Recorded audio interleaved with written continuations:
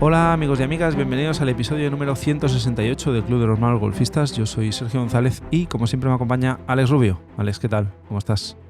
Hola Sergio, bien, jugando a golf de momento. Podemos seguir jugando a golf y consolidando lo que te comenté la semana pasada, ¿eh? Cuidado, muchas mejores sensaciones. Jugué este fin de semana muy contento. Además, déjame decirlo, se empiezan a notar los días de más luz, ya la noche empieza a caer más tarde y eso a mí ya me genera una alegría interior que en el momento que cambiemos la hora ya va a ser la leche. Sí, porque eso va a hacer que podamos jugar incluso después de trabajar, ¿no? Algún día o después de clase, pues hacer unos hoyitos y que no tengamos que esperar exclusivamente al fin de semana, que es cuando nos toca jugar por nuestra vida laboral, básicamente, y vida familiar, que es lo que nos restringe un poco el poder jugar más a esto, ¿no? Pero bueno, la semana pasada hubo un torneo interesante en Camiral, muy buenos resultados en general, mucha gente que cumplió handicap, puntuaciones muy buenas de algunos jugadores. Y me sorprende, porque los greens, ostras, yo creo que no he jugado los greens en Camiral Tour con banderas tan complicadas. Había banderas muy complicadas y estaban muy rápidos. Banderas cortas, muchos pads en bajada. Y me ha sorprendido para bien, los grandes resultados que ha habido. De hecho, era un torneo de la Galaxy Golf League y no hemos empezado bien, ¿eh? Nos hemos Que va, quedado casi de los últimos. Hay muchos equipos este año, ¿hemos contado cuántos? 16. 16, 17 equipos, o sea que va a estar muy competido. Y por pocos puntitos no hemos llegado ni a puntuar, pero bueno, daremos guerra. Que nadie nos dé por perdidos. Y tanto. Y hoy queremos hablar de un tema de culturilla. Vamos a llamarlo de culturilla de golf, porque a veces damos por hecho cosas que se nos explican y decimos, pues vale, pues ok, pues eso es así, ¿no? Y a veces pues tenemos que parar y rascar un poquito y saber el porqué de ciertas cosas. Y hoy de lo que queremos hablar es precisamente de cómo se evalúan los campos de golf, porque este es un deporte que tiene la particularidad de que todos los campos del mundo son diferentes, con lo cual pues cada uno tiene su nivel de dificultad, ¿no? Y eso evidentemente te afecta en tus puntuaciones y en tu forma de jugar. Claro, y eso hay que medirlo para definir cómo de difícil o cómo de fácil es un campo de golf respecto a otro al final, ¿no? Quiere decir, habrá unos valores, entiendo, estándares y a partir de ahí, en base a unos criterios, pues se definirá cómo de difícil es ese campo, ¿no? Que ahora lo vamos a ver. Sí, evidentemente, porque como dices tú, tiene que haber unos estándares para que la cosa sea justa, ¿no? Porque si se hiciera sin ningún criterio, pues podría siempre haber el debate de no, pues este campo tiene un valor que no es el que debería por la dificultad que tiene, ¿no? Ujú. Si vais a la tarjeta de slope de cualquier campo, que es donde consultas con qué handicap de juego juegas ese día en función del handicap que tienes, tu handicap personal, hay dos valores que se utilizan para el cálculo del nivel de juego, ¿no? De la ronda. Uno es el valor de campo, que lo podréis ver abreviado como VC o CR si es en inglés, course rate, y otro que es el valor de slope, ¿vale? Que en inglés es SR, slope rate. Vamos a entender primero estos dos conceptos y a partir de ahí veremos cómo se calculan estos valores, ¿vale? De hecho, si vais a la aplicación de la federación y picáis en vuestro handicaps, que se os abre el PDF con vuestras últimas vueltas y demás, en base a un resultado de golpes o de puntos Stableford que hacéis, aparece un nivel jugado. Ese nivel jugado básicamente es los puntos Stableford y en esa fórmula interviene el VC y el VS y un número estándar que es el 113, que ahora lo veremos. Con eso te sale el nivel jugado 24,6, 27,5, 14,2. Pues sale de estos dos valores. Eso es. El valor de campo lo que indica es los golpes que se espera que haga un jugador scratch, handicap 0, en condiciones normales, ¿vale? Un valor de 72 significa que el campo es de dificultad estándar y por encima pues indica mayor dificultad, por debajo menor dificultad. Y luego está el valor slope, que lo que te hace es te toma como referencia el jugador scratch y el jugador de handicap medio, lo que llamaríamos el bogey player. Hay un valor que es el 113, que es el estándar. Entonces, como más alto sea el valor respecto a ese 113, por ejemplo, 130, significa que ese campo es más difícil para un bogey player respecto a un scratch que si, por ejemplo, el valor, en vez de ser 130, fuera 105. Como está por debajo de 113, pues se considera que ese campo es más asequible para un bogey player versus un jugador scratch. Sí, básicamente un campo con un valor de slope más bajo hace que esté como más equilibrado a la hora de jugar contra un jugador scratch, ¿no? No hay tanta diferencia.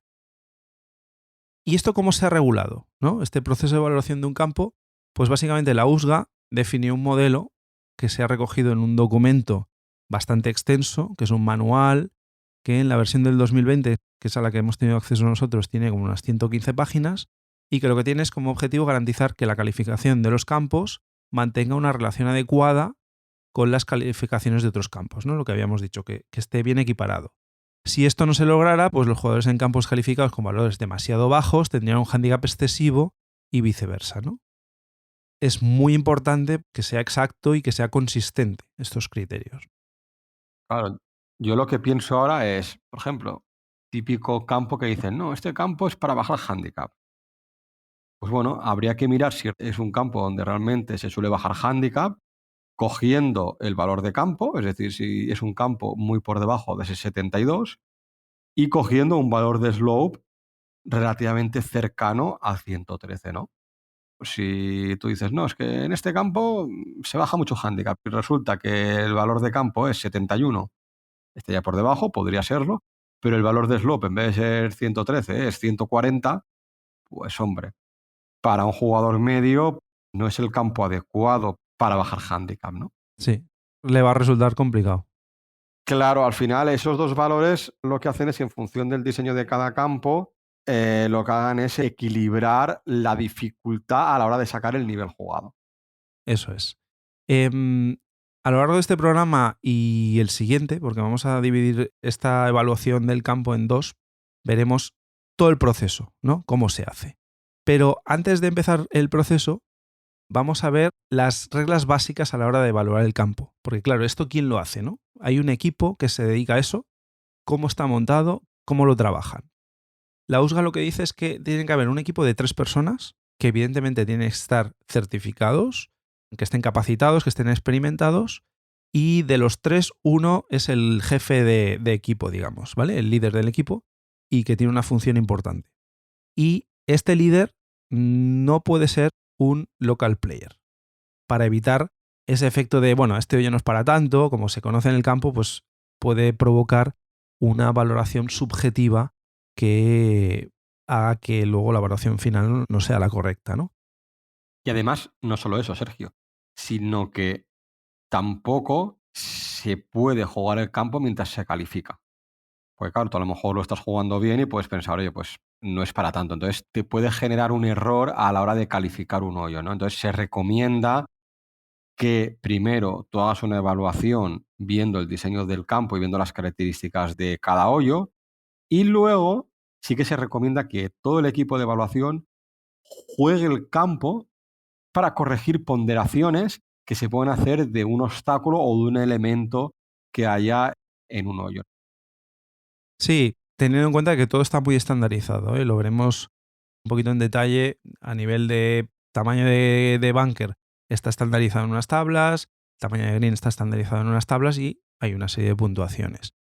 Hay que dejar claro que la evaluación del campo se hace in situ en el campo, es decir, no se juega, pero los 3 evaluadores recorren todo el campo y anotan todas las ponderaciones y todas las notas que tienen que tomar, ¿eh? O sea, no se hace mirando un plano de cada hoyo y con esto pues más o menos voy sacándolo, no. Tienes que estar con los pies en el césped y recorriendo de tee a green todos los hoyos para evaluarlo. Cuidado, que hay gente que luego puede pensar, ah, ya, pero es que si yo lo juego, lo puedo conocer mejor los greens, caídas, etcétera, etcétera, y puedo tener más certera a la hora de evaluarlo. Ok, pero se hace después, o se ha decidido que se haga después, porque si tú lo juegas y lo juegas mal, a lo mejor te va a hacer que lo evalúes de manera más difícil, que a lo mejor lo estás jugando súper bien y a lo mejor piensas, oye, pues este campo no es para tanto, ¿no? Y entonces ponderas el campo de manera más fácil, ¿no? Por eso primero se recomienda analizarlo in situ con los mapas y demás, y luego, una vez ya lo has caminado, ya has analizado todos los elementos que hay, una vez evaluado, ya lo juegas para refrendar o modificar ciertas valoraciones que hayas hecho del campo. Eso es. Entonces, el procedimiento es, observas cada hoyo desde el área de salida para determinar la dificultad del tiro, los obstáculos, la visibilidad de la zona de caída, elevaciones, y esto lo haces desde un punto de vista de jugador Scratch y desde un punto de vista de jugador Bogey Player, porque evidentemente un jugador Scratch pues llega a una distancia que un Bogey Player no llega. Estas distancias están estandarizadas. No todos los Scratch hacen la misma distancia, entonces hay unos estándares que ya comentaremos. Entonces, luego el equipo se mueve a las zonas de caída de estas distancias que hemos avanzado y ahí evalúas los obstáculos de la zona. Mides anchura de calle, mides la distancia del centro de calle a los diferentes obstáculos. Entraremos más en detalle en el programa de la semana que viene, pero bueno, para que tengáis una idea. Y luego ya te mueves a los greens, evalúas los obstáculos alrededor de green, el diámetro efectivo del green, la velocidad, los contornos, y luego desde detrás del green pues haces una última mirada hacia atrás para ajustar alguna corrección. Y esto se hace para cada hoyo, teniendo en cuenta que estas mediciones las tienes que hacer tanto para hombres como para mujeres, ¿vale? Y entiendo que desde los diferentes tees de salida, ya no sé si por colores o por distancias, pero quiero decir, supongamos que son colores, esto lo tienes que hacer para rojas, sabiendo que eres Scratch y Bogey Player, para azules, para amarillas, para blancas, porque en función de eso te van a dar los puntos de juego. Claro, también se calculan en base al valor de campo y al valor de slope. Exacto, exacto. Es un trabajazo, ¿eh? No es sencillo y evidentemente tiene que ser gente certificada para hacerlo con un ritmo un poquito ágil, porque esta evaluación está pensada para hacer un campo completo en unas 4 o 5 horas. O sea, imaginaros el nivel de precisión que tienes que tener y todos los aspectos que tienes que tener en la mente para hacer 18 hoyos por 3 o 4 tees de salida para Bogey Player, para Scratch, tanto hombre como mujer. O sea, tela con el trabajo que hay. ¿Alguna curiosidad más? Entre los 3 miembros del equipo de evaluación pueden compartir información mientras se mueven de un punto a otro, pues del tee al fairway, del fairway al green, pero deben introducir en unos formularios que tienen sus valores de forma individual. No pueden compartir esa información hasta finalizar el hoyo, ¿vale? Claro que si no estás desvirtuando o puedes desvirtuar la dificultad o no dificultad de ese hoyo. Claro, exacto. Y al final sí, los valores luego ya sí que deben comentarse con el líder del equipo una vez cada miembro del equipo haya terminado de evaluar el hoyo. ¿Por qué? Porque al final tienen que dar una única valoración para cada tee de salida para estos 2 tipos de jugadores para cada hoyo. Y de ahí la importancia del líder del equipo, porque este es el que tiene que hacer como de nexo de unión y de asegurar que los miembros lleguen a un acuerdo. Y en el caso de que no lleguen a un acuerdo, la opinión del líder es la que al final acaba siendo la que queda, ¿no? Claro, pero cuando comentabas que pueden compartir información, ostras, esto es muy peligroso, pero ¿hasta qué punto puedes compartir información? Porque tú a lo No, mejor... tiene que ser información que no sea subjetiva. Es decir, oye, ¿cuánta distancia hemos dicho que había de ancho entre vale. el lugar de caída? O, ¿sabes? Información que Vale, sea porque, objetiva. claro, porque si es subjetiva, puedo influenciar a otro compañero. Ajá, correcto, sí, sí. No, tiene que ser objetiva, sobre todo eso de medición de distancia de un obstáculo hasta el centro de la calle, cosas así, ¿no? ¿Qué inclinación de calle de izquierda a derecha porque cae de izquierda a Sí, derecha? ¿Cuántos grados cae? Cosas así. exacto. Esta evaluación se hace para campos de a partir de 3.000 yardas, ¿vale? Y se utilizan 3 formularios, de los cuales solo uno es el que tienen que rellenar ellos en el campo. Una vez tienen este formulario rellenado, salen una serie de ponderaciones y valores que luego se pasan a otros 2 formularios que con unas fórmulas que no vamos a entrar en ese detalle porque no tiene sentido, acaban dando ese valor de campo y valor de slope del que hemos hablado. Como curiosidad, el formulario es una tabla que contiene en las columnas los hoyos del 1 al 9 y por la parte de atrás del 10 al 18, y luego en las filas pues los diferentes obstáculos a evaluar con 2 casillas. A la izquierda se pone la ponderación para el jugador Scratch y a la derecha para el jugador Bogey Player. Y eso en 2 columnas, porque es para hombres y para mujeres. Para que os hagáis una idea de cómo es el formulario. ¿Y qué te iba a decir? Cuando están evaluando el campo, claro, hemos hablado de se hace desde los diferentes tees, para hombres, para mujeres, y teniendo en cuenta que puede ser jugador Scratch o jugador Bogey Player. Claro, un jugador Scratch va a fallar menos golpes que un Bogey Player. Sí.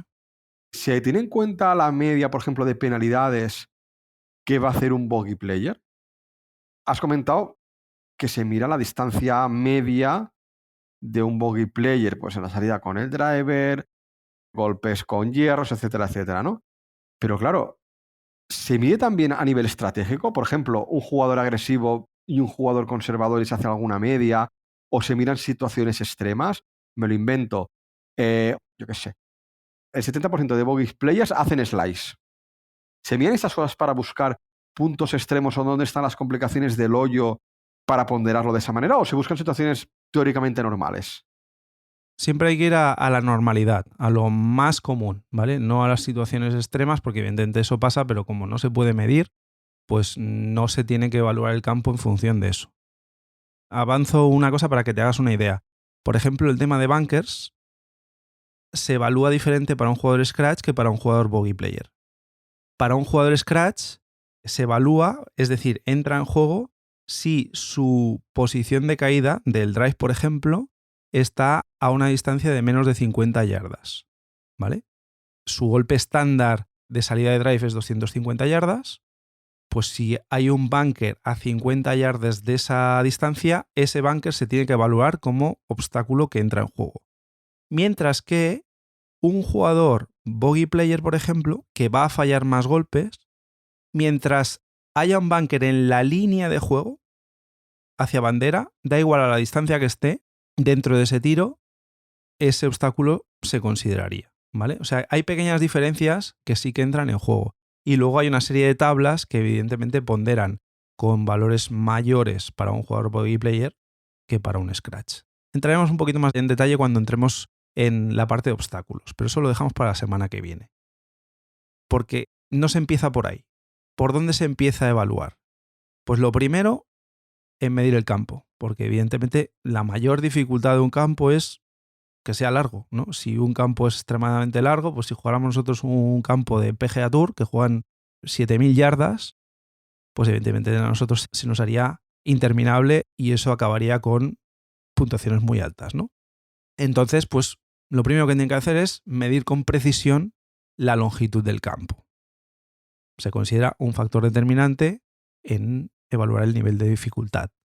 Las distancias recogidas en la tarjeta de juego que vemos nosotros no son válidas como medida única. Es decir, ellos lo tienen que certificar y lo hacen con instrumentos de medición pues, electrónicos o algún GPS que esté aprobado por la USGA y que tengan un margen de error muy bajo. De hecho, el margen de error, como curiosidad, son 6 pulgadas cada 250 yardas, ¿vale?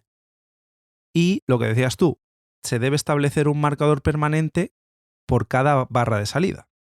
O sea, se mide el hoyo por cada barra de salida en lo que nosotros conocemos como la chapa, porque luego, evidentemente, las barras de salida, por temas de mantenimiento del campo, a veces se avanzan, a veces se retrasan. No se deberían avanzar más allá de 10 yardas hacia adelante y hacia atrás, y lo que se debería hacer siempre que se haga el mantenimiento de avanzar unas barras es, si por ejemplo estamos jugando amarillas, si se avanzan 2 yardas unas barras amarillas, en otro hoyo se retrasan 2 para mantener más o menos la misma distancia total del campo, ¿no? ¿Cómo se mide el hoyo? Se mide siempre por el centro de la calle, ¿vale? Si es un hoyo recto, pues no hay discusión. Por el centro de la calle se mide de tee a centro de green.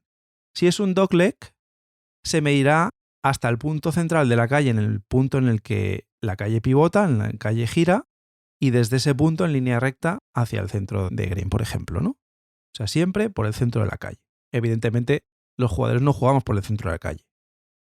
Hay una serie de factores que sumarán o restarán en función de si el dogleg, por ejemplo, se puede acortar o no, ¿vale? Una vez tenemos el campo medido, hay una serie de factores que afectan a esa longitud del campo, ¿no? Y ese es el siguiente paso que se hace en la evaluación. Y es una corrección que es muy importante porque puede afectar mucho a la valoración de campo y valoración de slope. Existen 5 factores de corrección y aquí entramos un poquito ya en detalle, ¿vale? ¿Qué factores afectan a la longitud efectiva del campo? Por intuición, ¿qué dirías, Alex? Factores que afectan a la longitud efectiva. Hombre, pues yo pienso en condiciones meteorológicas. Si juegas con viento en contra, pues el campo se te hace mucho más largo. Sí, el viento es uno de ellos. Hablaremos de él un poquito más adelante. El primero es lo que le llaman el roll, que es la evaluación de cómo de larga es la rodada en golpes completos para un jugador scratch y bogey player. Y el efecto que esto tiene en la longitud del campo. Evidentemente, si la bola corre, pues el campo se hace más corto. Si la bola no corre, pues el campo se hace mucho más largo, ¿no? Entonces, aquí, para un jugador scratch, miras desde el tee 250 yardas, que es la distancia media que hemos dicho que se toma como referencia, y vemos si ese punto de caída de las bolas está en subida o en bajada, porque eso va a hacer que frene la bola o no frene, ¿no? Pues ahí Claro. vas a poner un factor de corrección. En pares 3, por ejemplo, el roll siempre es 0. Este factor siempre es 0 porque no hay un fairway. A no ser que los bogey players por distancia no sean capaces de llegar de 1 al green, ¿vale? Ese es uno de los factores. Otro factor, la elevación. Siempre hemos dicho que si el hoyo es en subida o el hoyo es en bajada, cogemos un palo más o un palo menos, ¿no? ¿Por qué es esto? Porque la longitud efectiva del hoyo cambia, ¿no? Solo se tiene en cuenta el factor de elevación si la diferencia de altura entre tee y green es de más de 10 pies. Si hay un valle o una colina entre tee y green, pero el tee y el green están a la misma altura, pues no se considera este factor de elevación. Y estas diferencias de elevación, pues en teoría deberían ser proporcionadas por el club. Pero si no hay esta información, pues se puede hacer con altímetros, con algún mapa topográfico. Otro factor de corrección que hay, pues lo he avanzado yo un poco antes, el tema de los doglegs, ¿no? Claro, yo estaba pensando en eso precisamente, porque al final, yo por ejemplo recuerdo un hoyo, el hoyo 7 de Costa Daurada, que un jugador amateur, un jugador medio, handicap incluso 10, ese doble es imposible acortarlo. En cambio, yo he visto vídeos por ahí donde jugadores profesionales o jugadores scratch, incluso desde barras atrasadas, cruzan el doble que iba a green. Claro, ahí te está impactando la distancia del campo. Sí, pues en ese caso, si se puede acortar el hoyo, la medición de scratch, pues tendrías una corrección negativa y para un jugador bogey player, pues tendrías una corrección positiva, ¿no? Porque, por ejemplo, imaginaos que tienes menos de 250 yardas hasta el dogleg y luego el dogleg tiene como 90 grados de curvatura, pues te está afectando al jugador scratch porque no va a poder jugar esas 250 yardas que tiene de estándar. Va a tener que coger menos palo, con lo cual le está restando, está haciendo como un layup forzado, vamos a llamarlo así. Mientras que para un bogey player que no llega a 250 yardas, pues a lo mejor no le está afectando. Con hacer un full swing, pues llega hasta donde está justo la curva, ¿no? Otro caso, por ejemplo, de un doble es que la curva no sea muy pronunciada. Pues a lo mejor lo que dices tú puedes acortar un poco, pero no te está afectando para el hecho de tener que jugar menos que un full swing, ¿no? Y luego otro factor es el layup forzado, que es cuando hay obstáculos severos, ojo, severos, que reducen la zona de caída de bolas, pues entonces, como consecuencia, el jugador debe hacer menos que un full swing y entonces la longitud efectiva del hoyo aumenta porque no estás haciendo todo lo que podrías hacer precisamente porque estratégicamente vas a tener que acortar ese primer golpe, ¿no? Pues con eso también vas a tener que aumentar la longitud efectiva del hoyo. El cuarto punto es el que habías dicho tú, el tema del viento, ¿no? Hay unas tablas que establecen el factor de corrección en función del viento, ¿no? Entiendo que mirarán el diseño y la orientación del campo.